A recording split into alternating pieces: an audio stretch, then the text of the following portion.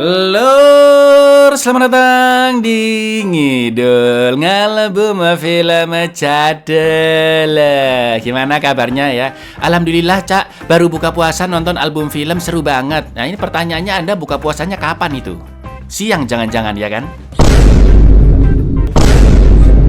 Balik mana ambil aku Icang dengan quotes hari ini. Sabar lur, kita diminta bertahan hanya sampai pulang.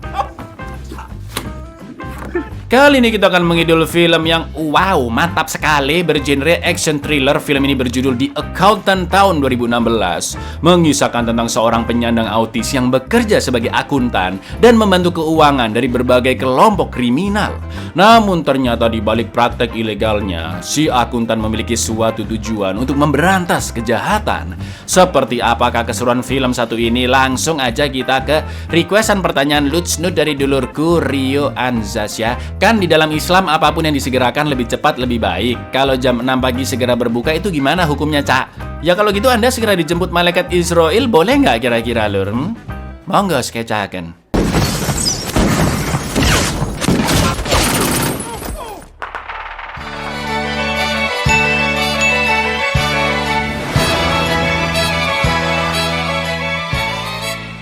Pada tahun 2006, seorang pria berkemeja putih, sebut saja Pak Ijo, masuk ke dalam sebuah bar dan menemukan beberapa orang yang sudah tergeletak tak bernyawa di sana. Perlahan-lahan Pak Ijo naik ke lantai 2 sambil terus memegang pistolnya. Sementara itu terdengar suara tembakan dan juga seorang pria yang mengatakan jika dia tidak melakukan pembunuhan. Tapi tiba-tiba datanglah sosok misterius yang muncul tepat di belakang Pak Ijo. Dan inilah seorang akuntan.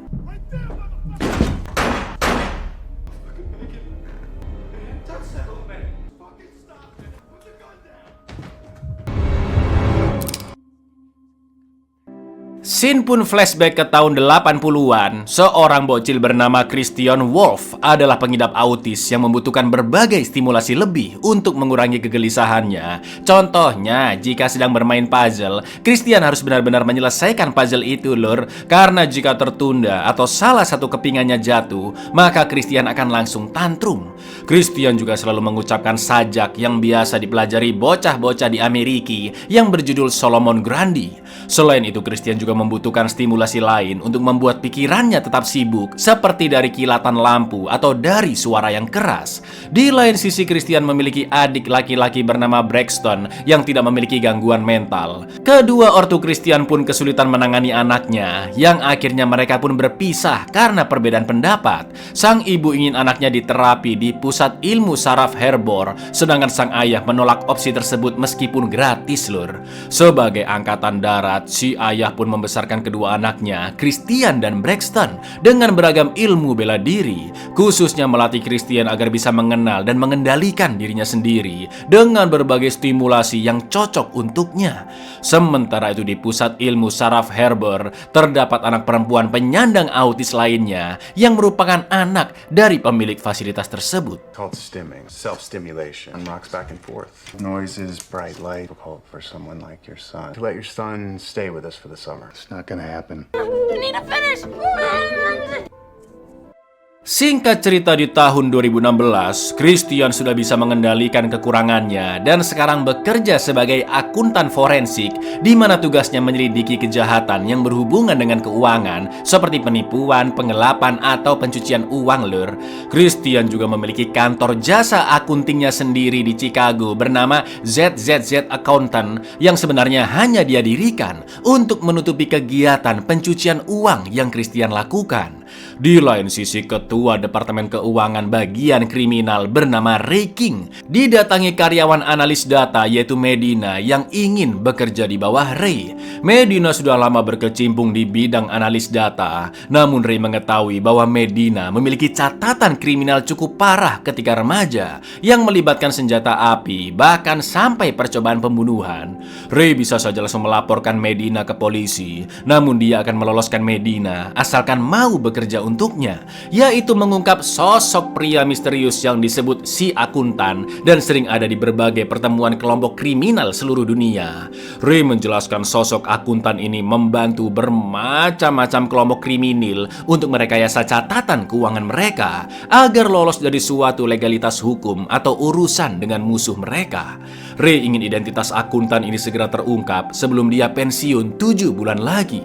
Jelas dari foto-foto yang ada, sosok yang dicari Ray sebenarnya adalah Christian, ya kan Lur?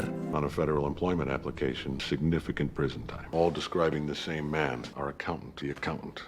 I retire in 7 months, but I need to know who he is. Trust to do the forensic accounting, track your stolen cash.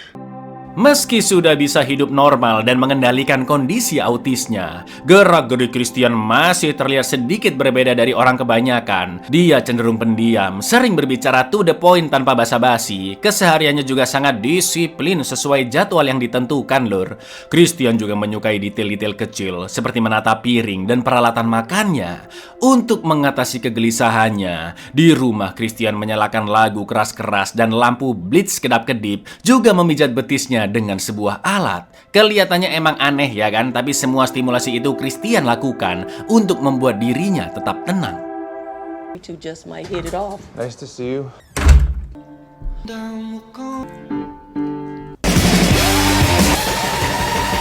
Christian pun teringat kejadian di masa kecilnya saat ibunya terpaksa meninggalkan rumah karena bentrok pendapat dengan suaminya yang kekeh merawat Christian di rumah. Christian pun tantrum parah karena memikirkan ibunya dan sang ayah berusaha menenangkan Christian dengan mengucapkan sajak Solomon Grundy. Sedangkan adiknya Preston terlihat sangat geram karena ibunya pergi meninggalkan mereka.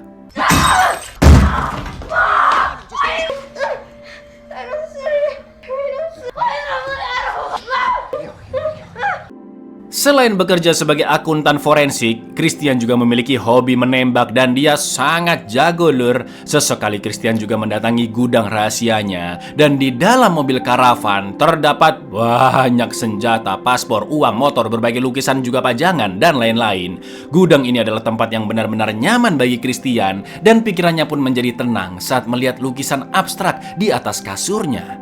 Lalu Christian pun teringat saat dulu masih menjadi napi karena suatu kasus. Dan dia pun berkenalan dengan pengelola keuangan untuk organisasi kriminal yang mengajarkan Christian cara melakukan pencucian uang, juga teknis akuntansi kriminal. Ibarat kayak mentor dan murid mereka ini, Lur. Black money, but you gotta learn this. This is crucial. Frustrated. One person you can trust just moving your ass around. An itemized deductions, 50 grand a year. I mean, it's a lift. Christian mendapat telepon dari manajernya bernama Justin. Dia bukan hanya memilihkan klien untuk Christian, tapi juga mengatur identitasnya agar tetap aman dan rahasia sebagai akuntan forensik. Kali ini Christian akan mengurus catatan keuangan perusahaan Living Robotics dengan CEO-nya yaitu Lamar Blackburn dan saudara perempuannya yaitu Rita yang mengetahui kejanggalan pembukuan di perusahaannya. Jika sampai diketahui negara, maka mereka dapat terkena sanksi karena dianggap mengurangi pembayaran pajak. Sesampainya di sana, Christian pun mencurigai kepala keuangan Living Robotics, sebut saja Tukiman, yang telah menjabat selama 15 tahun.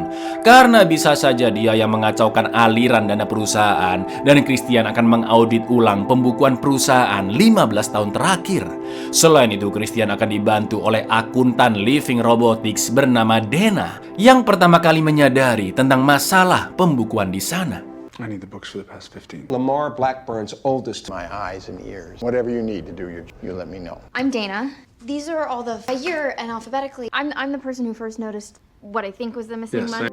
Ketika sedang meneliti tentang si akuntan, Medina pun bingung karena namanya selalu berubah-ubah di setiap aksinya dan sering memakai nama orang penting di zaman dulu, Lur. Seperti Carl Gauss, yaitu ahli matematika asal Jerman, atau Lewis Carroll, seorang penulis dari Inggris.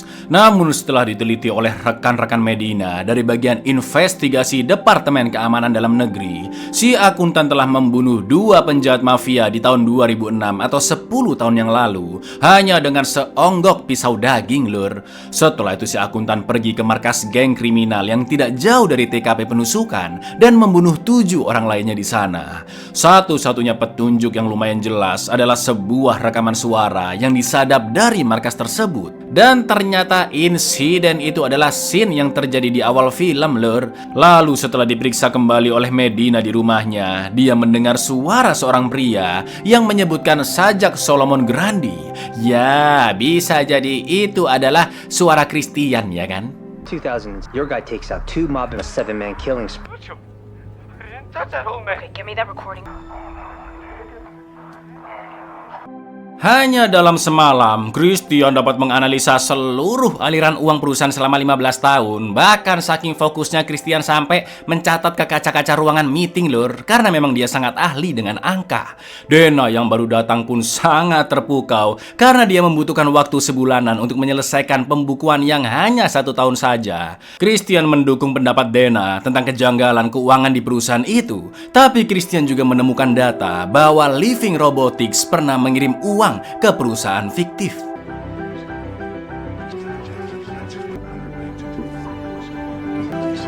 Money to a company that doesn't exist, and they continue going up. I got through 1 fiscal year. You went through 15 over. And to rely subconscious patterns. Yeah, I was right. Di rumahnya, Tukiman si kepala keuangan Living Robotics diintimidasi oleh seorang pria sebut saja Boim yang memaksanya untuk bundir dengan mengonsumsi insulinnya melebihi dosis yang seharusnya agar uang asuransi kematian pun cair untuk menutupi kejanggalan keuangan Living Robotics tadi yang sudah diketahui oleh Christian. Yang mana artinya kemungkinan besar Boim adalah preman suruhan dari seseorang di Living Robotics. Esok paginya di perusahaan, Christian pun begitu terkejut karena mengetahui Tukiman telah meninggal. Lamar yakin jika kematian itu secara tidak langsung dipengaruhi oleh Christian yang seolah-olah menuduh Tukiman terlibat pada kejanggalan pembukuan Living Robotics. Selain itu, Lamar juga langsung membayar Christian dan menghentikan pekerjaannya begitu saja. Pada akhirnya pekerjaan Christian pun tidak terselesaikan. Dia pulang ke rumah dan melampiaskan kegelisahannya dengan menyetel lagu lebih keras dari sound horeg, lampu flash lebih terang. Bahkan Christian memukul-mukul betisnya hingga terluka sampai melempar botol obat penenangnya. Accidental insulin overdose and just die. Balance of your contract. You're upset. Yes, upset. I haven't finished. You're very good, Mr. Wolf, but I hope our paths never cross again. Finished. I'm not finished. Look at this.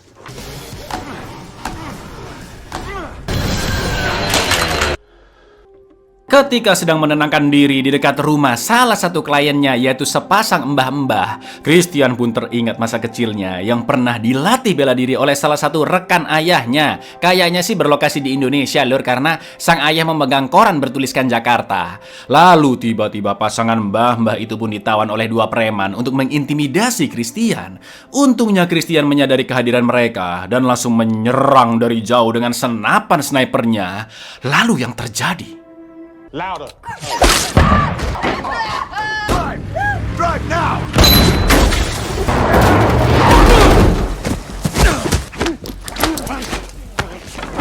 That's all I know.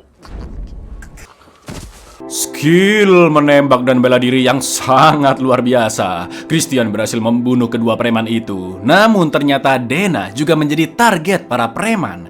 Saat itu juga Christian OTW ke kediaman Dana dan menelpon manajernya Justin untuk mengubah semua identitas dirinya, juga menghapus semua data-data terkait kantor milik Christian. Nama Christian sekarang menjadi George Bull, dan sesampainya di sana sudah ada 2 preman yang memburu Dana, juga 2 penjaga lainnya yang menunggu di koridor. Dan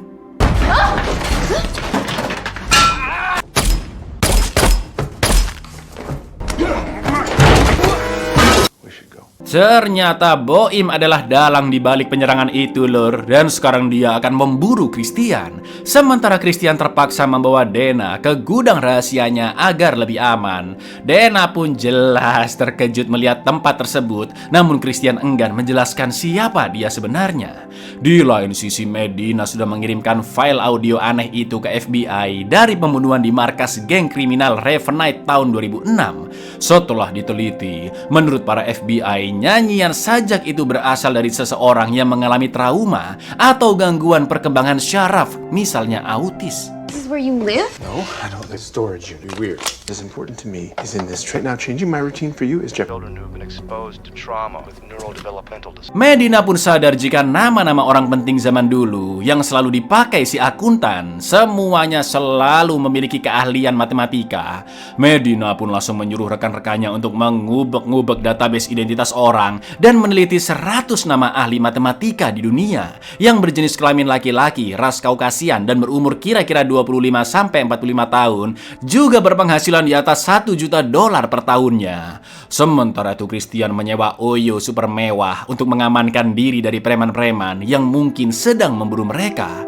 Christian pun ngobrol ngalor ngidul dengan Dana, lalu menceritakan jika dia memiliki autisme cukup parah, sulit bersosialisasi, harus sangat fokus mengerjakan sesuatu, dan tidak bisa meninggalkan pekerjaannya jika belum selesai. Maka dari itu ayahnya pun melatih Christian ke berbagai pakar bela diri agar keunikan Christian tidak dimanfaatkan oleh orang jahat. Christian dan keluarganya juga sudah berpindah-pindah rumah sebanyak 34 kali dalam rentang waktu 17 tahun, Lalu Dana juga menceritakan jika dirinya seorang kutu buku dan ketika SMA pernah nekat main judi demi membeli gaun yang dia sukai dan masuk ke circle teman-temannya. Dana merasa dia memiliki sedikit kesamaan dengan Christian yang sama-sama kutu buku dan tidak terlalu bisa bersosialisasi. Setelah itu Christian pun baru teringat bisa jadi yang selama ini dilakukan oleh Living Robotics adalah tindak pencucian uang ke perusahaan bodong di luar negeri untuk menghindari pajak Amerika. Christian dan Dana pun menduga jika pelakunya adalah Rita, saudara perempuan dari Lamar, sang CEO perusahaan. Akan tetapi Christian masih belum tahu apakah motif Rita sebenarnya jika memang dialah pelakunya. It's not unique. I have an extremely narrow. He was concerned that I might be a number of specialists. And have everybody say, wow, I was trying to pull on. Crazy Eddie in the Panama Pump. What? Crazy Eddie and Rita's taking Living Robotics public. She thought you would figure it out. healing and garden variety attack. He came up with a better idea. Christian pun pergi ke apartemen Rita. Namun di parkiran Christian melihat Boim dari kejauhan yang baru keluar dari sana dan diam-diam mengikutinya. Namun Boim yang sadar sempat menembak ke arah Christian agar dia bisa kabur. Lalu setibanya di apartemen, Christian pun sangat terkejut melihat Rita sudah tewas karena ditembak Boim. Di lain tempat, Medina masih mencari nama-nama ahli matematika sampai akhirnya dia menemukan nama Christian Wolf yang memiliki tempat usaha yaitu Akuntan dengan toko-toko di sebelahnya yang ternyata juga dimiliki atas nama Christian Wolf. Medina pun sangat mencurigai Christian karena bisa jadi toko-toko itu sengaja dibuat hanya untuk menutupi praktek akuntan forensiknya bagi kelompok kriminal dunia. Setelah itu Medina langsung menjelaskan ke Ray, namun di catatan keuangan milik Christian terdapat sumbangan amal ke ilmu saraf Herber dengan jumlah yang fantastis yaitu $1.100.000. Menurut Ray tidak mungkin Christian melakukan segala praktek kriminalnya tanpa mengambil bayaran sepeser pun, dan Medina pun yakin Christian menerima jenis pembayaran lain, misalnya dalam bentuk barang-barang seni atau barang berharga, tentunya agar sulit untuk dilacak, ya kan? Managing partner, Christian Wolf. Here to harbor neuro. That's the real deal, I checked. Clean that kind of money through an accounting, so he's laundering it through cash business. So you're telling me this guy risks his and then gives almost all of it away? Film pun flashback ke masa kecil Christian, di mana ayahnya melatih Christian dan Braxton untuk melawan bocil-bocil berandalan, Christian pun teringat dengan kata-kata ayahnya, yaitu lama-kelamaan perbedaan pasti akan membuat orang lain takut. Yang mana maksudnya Christian tidak mau membuat Dana tidak nyaman dengan kondisi autisnya, apalagi dia juga sedang diburu oleh banyak orang, dan Christian terpaksa meninggalkan Dana begitu saja, meski Christian sudah mulai menyukainya. Sementara itu Medina, Ray, dan tim FBI sedang mengecek kediaman Christian di Chicago dan menemukan banyak CCTV yang dipasang sampai persenjataan lengkap hingga senapan Gatling juga ada di sana. Sooner or later, different scares people. Wireless security cam. He's got a network of them. Jesus, Mary and Joseph. Don't see that every day. Sementara itu ternyata Boim bekerja di bawah Lamar dan sudah mengatur anak buahnya untuk menjaga rumah Lamar. Itu artinya Rita sengaja dibunuh karena pelaku sebenarnya adalah Lamar, lur. Dia tidak ingin Rita ataupun Tukiman sampai menguak proyeknya selama 15 tahun terakhir yang sudah berhasil melakukan pencucian uang hingga bisa mengurangi pembayaran pajak ke negaranya. Pantas aja setelah Tukiman tewas, Lamar langsung menghentikan kerjaan Christian, ya kan, lur? Sementara itu di rumah Christian, Ray menjelaskan tentang insiden di awal film yang terjadi di 2006 dan ternyata Paijo adalah Ray. Dia datang ke markas kriminal Ravenite setelah mengamatinya cukup lama dan saat itu Christian menyerang markas untuk balas dendam karena mengetahui bos Ravenite telah membunuh mentornya yang dulu mengajarkan akuntansi forensik saat Christian masih di penjara. Tak lama setelah insiden itu, Ray yang ingin pensiun mendapat telepon dari Justin atas perintah Christian dan sejak saat itu sang manajer Justin selalu memberi info kepada Ray tentang berbagai kelompok kriminal yang akan melakukan aksinya. Berkat info-info tersebut lah Ray pun lanjut bekerja di Departemen Keuangan dan mengusut banyak kasus hingga jabatannya naik. Namun Ray masih penasaran siapakah si akuntan hingga sekarang dia mengetahui identitasnya dari Medina. Bisa kita simpulkan, lur, Christian berpura-pura membantu berbagai kelompok kriminal untuk mengurus keuangan mereka. Namun sebenarnya Christian akan memberikan informasi tersebut ke Ray melalui manajernya Justin demi menegakkan keadilan. Ray juga menceritakan insiden tahun 2003 di mana ayah si akuntan yang seorang kolonel angkatan darat naasnya tewas tertembak saat melayat mantan istrinya yang telah meninggal. Semua itu sebenarnya hanya salah paham, lur, karena awalnya satpam hanya menyuruh sang ayah pergi. Namun Christian yang mengira itu ancaman langsung menyerang satpam lainnya. Dilalahnya satu penjaga terlalu panik dan tidak sengaja menembak sang kolonel hingga tewas. Sedangkan Christian akhirnya dibui atas tuduhan penganiayaan dan pelanggaran kode etik. Our man had come for revenge, and he got it. 9 dead, and I met our accountant. Why he let me live, I didn't know. She works for the accountant, act with Chinese national, and then a fight breaks out. Were you a good dad, Ray King? Setelah menceritakan semuanya, Ray pun meminta Medina untuk tetap mengusut setiap informasi kelompok kriminal yang akan diberikan oleh Justin jika nanti Ray sudah pensiun. Namun Medina menolak karena menurutnya Christian adalah seorang pembunuh yang bergerak tanpa aturan hukum. Ya, nggak jauh beda dari Batman, ya kan, lur? Tak lama kemudian telepon rumah pun berdering dan Justin memberi info tentang kasus keuangan Living Robotics. Sementara itu Christian juga sudah diinfokan oleh Justin tentang lokasi kediaman Lamar di mana Boim dan krucu-krucunya sudah menjaga tempat tersebut. Setelah membunuh para krucu di luar, Christian pun menggunakan snipernya untuk memburu pasukan Boim di rumah Lamar.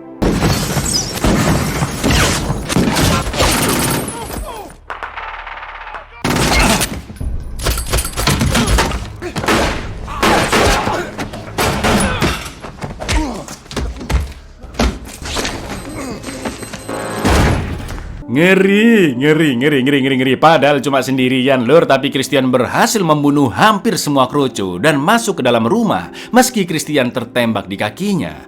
Akan tetapi Boim begitu terkejut melihat siaran CCTV serta suara Christian yang mengucapkan sajak Solomon Grundy untuk membuang rasa gelisahnya. Sontak Boim pun langsung membunuh satu krucu tersisa yang akan menyerang Christian dan begitu Christian menoleh, dia pun memasukkan pistolnya dan memanggil Boim dengan nama Braxton. Ya, sungguh ironis. Ternyata adik kandung Christian ada di pihak musuh dan mereka sudah tidak bertemu selama belasan tahun sejak insiden kematian sang ayah.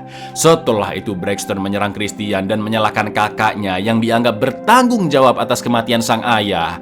Awalnya Christian tidak melawan adiknya sama sekali, namun begitu dia membalas, Braxton pun dapat dikalahkan dengan mudah. Hello, Braxton. I need to finish. You should go. Okay, I'll just go. So he doesn't cut it, you weird. Why would you and Pop go to that funeral? You left us. You not remember that? Are you gonna fight? Fight! Christian pun meminta maaf atas insiden tahun 2003 karena kejadiannya begitu cepat. Braxton juga merasa sedih mengapa saat itu Christian pergi ke pemakaman bersama ayah tanpa memberitahu Braxton. Padahal Braxton sangat menyayangi Christian dan selalu mendukungnya dari kecil. Christian menjelaskan jika dia menjauh dari Braxton karena tidak ingin adiknya terlibat urusan bisnis gelapnya yang sangat berbahaya. Dan Christian pun berjanji akan menghubungi Braxton setelah semua ini selesai. Tak lama kemudian Lamar pun datang dan mengatakan jika dia melakukan ini semua agar dana penelitiannya bisa lebih efektif untuk membantu orang-orang yang membutuhkan tangan dan kaki palsu robotik. Akan tetapi Christian paham bahwa orang selicik Lamar melakukan semua ini untuk mengambil keuntungan besar demi dirinya sendiri. Sampai akhirnya, Lur. I'm sorry, Braxton. If you had to see her, you call me. Well, you've made improvements.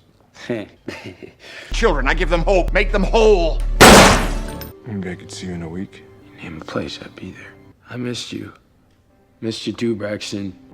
Sesuai perjanjian, Ray pun menghapus catatan kriminal Medina dan kasus Living Robotics akhirnya terkuak berkat semua informasi dari Justin. Setelah itu, Sin pun beralih ke pusat ilmu saraf Harbor di mana anak-anak penyandang autis dirawat dan kita akhirnya melihat Justin yang ternyata adalah anak perempuan di awal film, Lur. Dia sangat mencintai Christian dan telah membantu dalam setiap misinya melalui komunikasi via penerjemah digital karena komputer Justin juga sangat canggih dan bisa mengakses data-data dari Pentagon. Sementara itu di kediamannya, Dana mendapat kiriman lukisan anjing favoritnya berjudul Dogs Playing Poker. Namun itu hanyalah lukisan palsu, karena di belakangnya terdapat lukisan asli yang jauh lebih mahal, yaitu lukisan legendaris karya Pollock yang selalu dipandangi Christian di atas kasurnya. Dan itu dihadiahkan untuk Dana. Di lain sisi, Christian akhirnya pindah tempat tinggal dengan membawa karavannya untuk melanjutkan misi selanjutnya sebagai akuntan forensik. I'd like to take credit for this because this was a team effort. Can he visit with you for a while, Justine? Come on, folks, I'll give you the nick. Owners are more generous. The back door of the Pentagon with that rig.